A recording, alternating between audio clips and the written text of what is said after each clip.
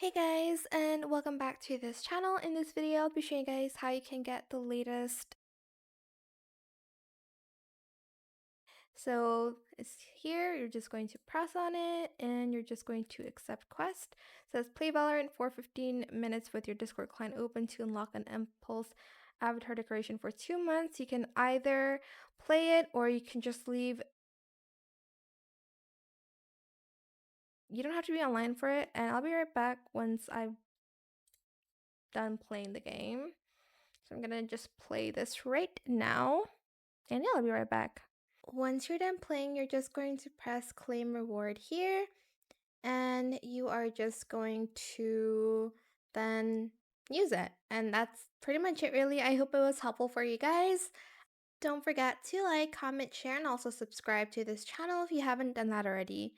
If you have any more questions about this video, just leave it in the comment section down below. I will try my best to answer them all for you guys.